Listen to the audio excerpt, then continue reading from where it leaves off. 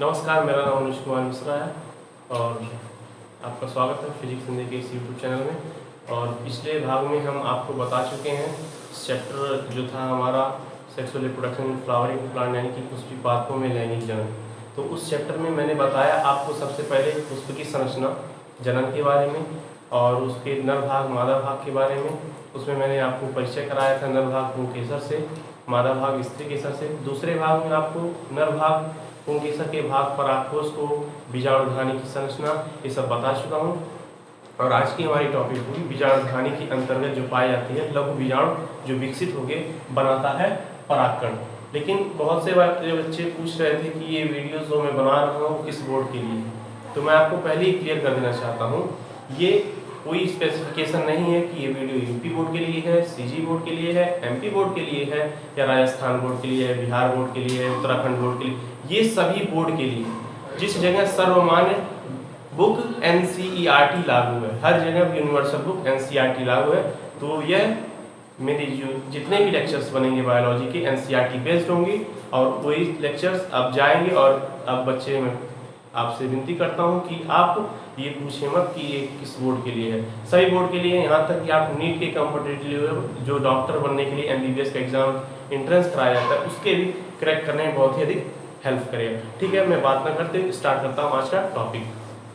पिछले चैप्टर में हम पढ़ चुके थे, इसी चैप्टर में हम पढ़ चुके थे लघु बीजाणु के बारे में। लघु बीजाणु आगे विकसित होता है तो बनता है परागकण। परागकण एक ऐसी संरचना होती है जो नर युग्मकोद्भिद की प्रतिनिधित्व करता है। तो इसकी स्ट्रक्चर कैसी होती है, यानी कि सबसे बार आपको दिखा देते हैं स्ट्रक्चर, जहां से ये पहले ऐसे था, ऐसे था, ऐसे था, ऐसे था।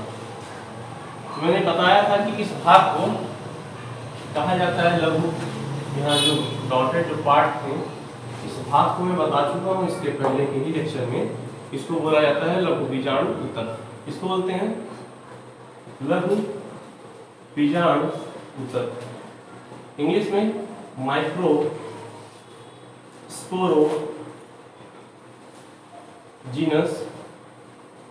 टिश्यू बता चुका हूँ। और इसके अंतर्गत एक संरचना पाई जाती है गोलाकार, यानी कि परागकोश द्विपाली संरचना होती है। इसके अंतर्गत चतुर्कोश पाए जाते हैं, यानी कि इधर हो गया, एक इधर हो गया, और एक इधर हो गया, और एक इधर हो गया। चारों कोष्ठों में जो संरचना होती है इसको हम बोलते हैं लघु बीजाणुधानी। क्या बोलते हैं इसको? बोलते हैं लघु बीजाणुधानी। इसको इंग्लिश में बोलते हैं माइक्रोस्पोरेंजियम। ये अपने आप लिख सकते हैं, इसको इंग्लिश में बोलते हैं माइक्रोस्पोरेंजियम। इसके अंतर्गत ठसाठस भरे रहते हैं, उसको बोलते हैं परागकण। इसको सबसे पहले तो हम परागकण इसका नाम लेना नहीं शुरू करेंगे। इसके अंतर्गत भरे रहते हैं उसको बोलते हैं लघु बीजाणु। क्या बोले? लघु बीजाणुधानी के अंतर्गत जो पाए जाते हैं उन्हें बोलते हैं लघु बीजाणु। अगर लघु बीजाणु आगे विकसित होता है तो एक संरचना बनाता है जिसे कहते हैं परागकण। यानी कि एक जो पार्ट है इसको पहले हम परागकण नहीं बोलेंगे, सबसे पहले बोलेंगे हम लघु बीजाणु। बहुत सारे लोग तो सोचते हैं कि लघु बीजाणु और परागकण में क्या अंतर है। तो लघु बीजाणु और परागकण में अंतर इतना है कि लघु बीजाणु क्या होता है, नर युग्मकोद्भिद है परंतु अविकसित होता है, जबकि परागकण जो होता है वो विकसित नर युग्मकोद्भिद होता है। तो लघु बीजाणु इसके अंदर रहता है। अब वो जब विकसित हो चुका है तो उसकी जो नई संरचना आएगी उसकी नाम जो पड़ेगा परागकण। तो उसकी स्टडी करेंगे। मान लीजिए एक पार्ट यही है, विकसित हो गया और इसका नाम हम परागकण बोल रहे हैं, तो हम इसके आगे हम स्टडी करते हैं परागकण की संरचना कैसी होती है। परागकण की संरचना, तो अब परागकण की संरचना का अध्ययन करते हैं। तो सबसे पहले हम देखते हैं परागकण में सबसे बाहर की ओर, जैसे कोई चीज दुनिया होता है तो उसको सुरक्षा चाहिए। तो परागकण को सुरक्षा प्रदान करने के लिए सबसे बाहरी परत होती है, उसको बोलते हैं बाह्य चोल। उसको बोलते हैं बाह्य चोल, हिंदी में बोलते हैं इसको एक्साइन। इसको बोलते हैं एक्साइन। और इसके अंतर्गत ऐसी संरचना होती है गोला सा, ये इसकी अंतर्गत वाली परत है, यानी कि आंतरिक परत है, इसको बोलते हैं अंतःचोल। इसको बोलते हैं अंतःचोल। बाह्य चोल और अंतःचोल का मुख्यतः कोई काम नहीं है, बस इसको सुरक्षा प्रदान करना है परागकण को, नर युग्मकोद्भिद को। इसको बोलते हैं इंटाइन। अब अंतःचोल के अंतर्गत पूरा कोशिका द्रव्य भरा हुआ है, तो इसके अंतर्गत दो कोशिकाएं आती हैं। एक बड़ी सी कोशिका होती है उस कोशिका को कायिक कोशिका कहते हैं, इंग्लिश में वेजिटेटिव सेल।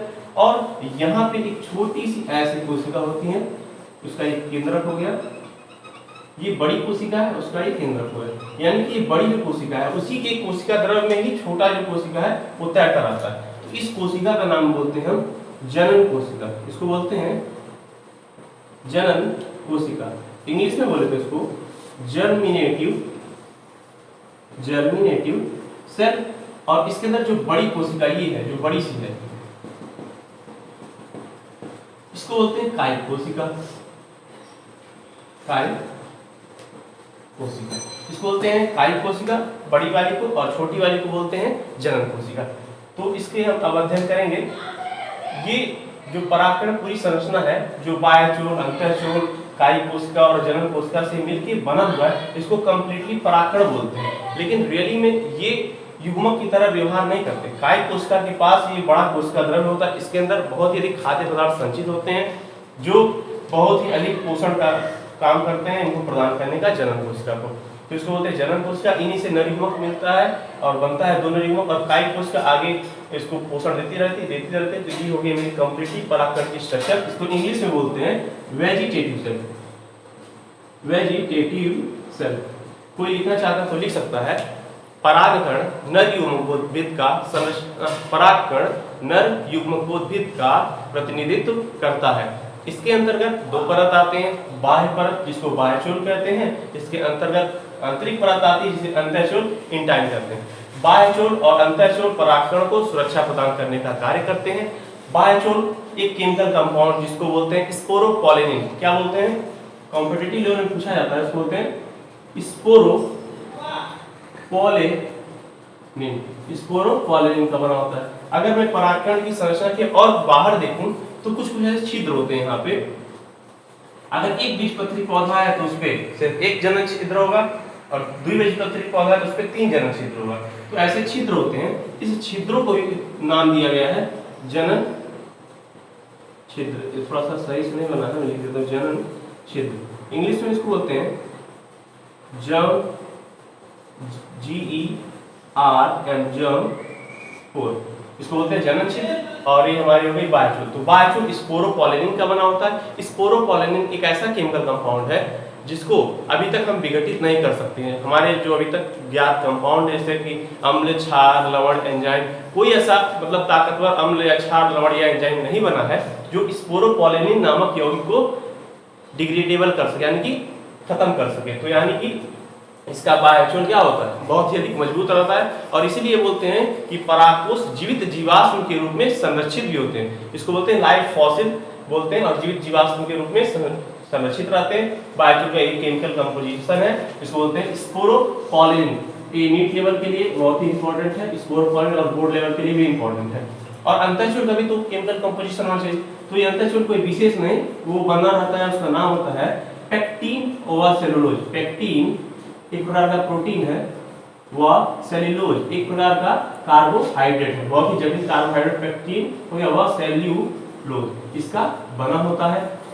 इसकी केमिकल कंपाउंड पेक्टिन से तो बाद में विघटित हो सकता है, लेकिन स्पोरोपोलिनिन विघटित नहीं होता है।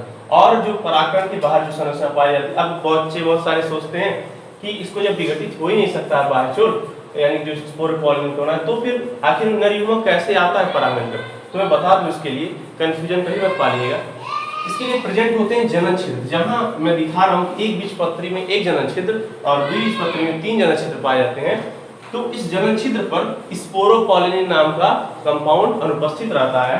इस जगह बाह्यचोल अनुपस्थित जिस स्थान पर रहता है उसी को जनन छिद्र बोलते हैं। तो इसी के रास्ते परागनलिका का डेवलपमेंट होता है और परागनलिका बढ़ती है, और उसके बाद से ये नर युग्मक में नर युग्मक का निर्माण करती है। इस कायिक कोशिका इसको पोषण प्रदान करती है और जनन कोशिका आगे विभाजित करती है। अर्धसूत्री विभाजन द्वारा 2 नर युग्मक का निर्माण करती है। अब एक परागकण अंकुरित परागकण कैसे बनता है उसकी संरचना का अध्ययन करते हैं। अगर कोई चाहे तो इसका फोटो ले सकता है, तब तक मैं अब इसकी मिटा देता हूं और आप चयन दे सकते हैं।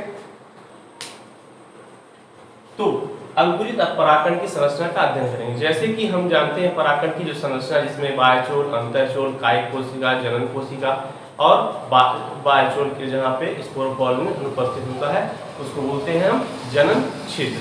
ठीक है, इतना सारा बहुत सारी जानकारी हमको मिल गई है। अब आगे की ओर हम बढ़ते हैं अंकुरित परागकण संरचना। वास्तविकता में देखा जाए जब कोई परागकण वर्तिकाग्र पर स्थानांतरित हो जाता है तभी ये घटनाएं शुरू होती हैं। लेकिन अभी से अगर हम जान लेंगे अंकुरित परागकण की क्या संरचना होती है, कैसे वो स्थानांतरित होते हैं, क्या उनमें परिवर्तन आते हैं, तो हमारे लिए अच्छा होगा और एग्जाम में भी हम ऐसे बना सकते हैं, आ जाता है एग्जाम में और मेरे लिए बहुत बार आया है। तो उसमें क्या होता है, अब सबका नाम नहीं लिखेंगे, एक्चुअली हम जानते बच्चे नाम जान चुके हैं सबका। ये तो बाह्यचूल हो गया, यहाँ आंतरिक चूल हो गया, यहाँ पे जनन कोशिका हो गया, ये कायिक कोशिका हो गया, और यहाँ पे जहाँ पे स्पोरोपोलिन अनुपस्थित रहता है उसे बोलते हैं जनन छिद्र।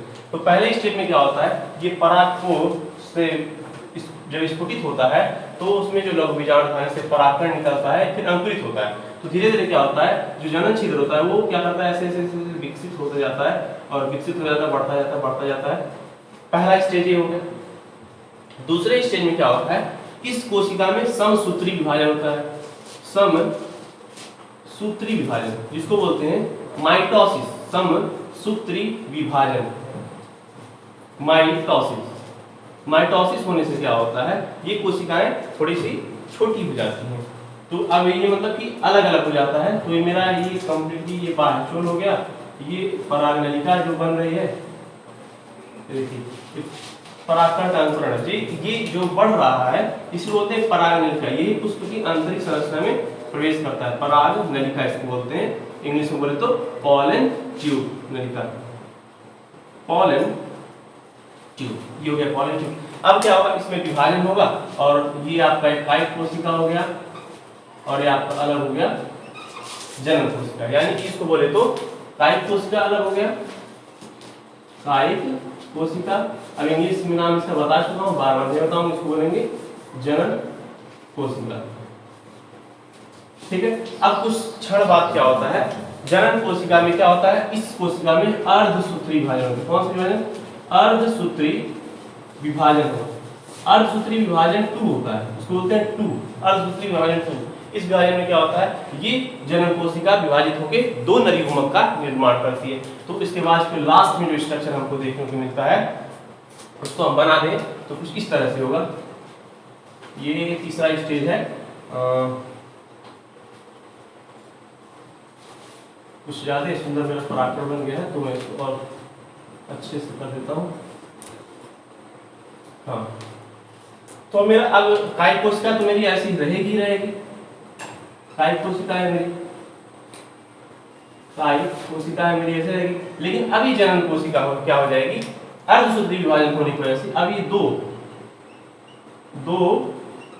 नर युग्मक का निर्माण करेगी। अब यही अर्धसूत्री विभाजन 2 होने की वजह से ये हमारे पास बन जाएंगे 2 नर युग्मक। नर युग्मक की संख्या कितनी होगी, 2, एक ही हो गया पहला और ये दूसरा। अच्छा, क्या होता है फिर जब निषेचन की प्रक्रिया होने वाली होती है तो मेरा कायिक कोशिका सबसे पहले निकलता है और आगे जाता है। यानी कि जैसे कि हमको आगे बढ़ना है तो एक नेता की जरूरत पड़ती है, तो ठीक नेता का काम करता है कायिक कोशिका। तो सबसे पहले कायिक कोशिका, अब ये लोग अभी क्या होते हैं, स्थिर रहते हैं, इनके पास कोई जानकारी नहीं, क्योंकि बीच में नई कोशिका बनी, इसको आगे बढ़ने के लिए कोई जानकारी। तो क्या होता है, जैसे जैसे तब फिर ये लोग क्या करते हैं, कायिक कोशिका आती है और जैसे जैसे आगे बढ़ती है उसको फॉलो करते हैं नरीगुमक, तो फॉलो करते पहुंचते हैं। जब ये बीजांड के पास पहुंचती है और कायिक कोशिका उसको पोषण भी देती रहती है, कायिक कोशिका नष्ट हो जाती है और ये बची 2 नरयुग्मक। एक नरयुग्मक क्या करता है, अंड कोशिका के साथ संलयित हो जाता है और एक बचता है जो नरयुग्मक वो ध्रुवी कोशिका के साथ संलयित हो जाता है। इसकी संरचना मैं आगे वाली क्लास में बताऊंगा और फिर वहां हमारा निषेचन की प्रक्रिया संपन्न है। यानी कि परागकण की जो स्टेज रहेगी, पहली स्टेज ये, दूसरी ये, तीसरी ये, परागकण की अंकुरित संरचना की जो स्टेज होंगी, कंप्लीटली स्टेज यही होते हैं। इन स्टेज को आप चाहे तो फोटो ले लीजिए, छाप सकते हैं। उसके बाद से अब एट लास्ट जो बचता है उसके बारे में बताऊंगा और ये छाप सकते हैं आप। तो ये हो गया अंकुरित परागकण की संरचना। तो आज की क्लास यहीं समाप्त करते हैं और समाप्त करने से पहले मैं कुछ क्वेश्चन बोलूंगा, उस क्वेश्चन का आंसर मुझे कमेंट बॉक्स में चाहिए। तो सबसे पहला क्वेश्चन मेरा यही रहेगा, नर युग्मकोद्भिद का प्रतिनिधित्व कौन करता है। दूसरा क्वेश्चन मेरा रहेगा कि परागकण की बाह्यचोल की संरचना को क्यों हम विघटित नहीं कर सकते हैं।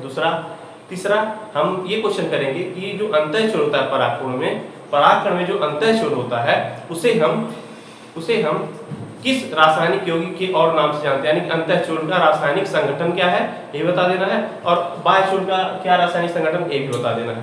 और सबसे लास्ट क्वेश्चन रहेगा कि जो हमारी कायिक कोशिका होती है उसमें कौन सा विभाजन होता है, कौन सा ऐसा विभाजन होता है जिसके द्वारा हमारा नर युग्मक जनन कोशिका से बन जाता है। जनन कोशिका में कौन सा विभाजन होता है जिसकी वजह से दो नर युग्मक बनते हैं, उस विभाजन का नाम बताना है। तो आज की क्लास में समाप्त करते हैं, तब तक मिलते हैं, गुड बाय।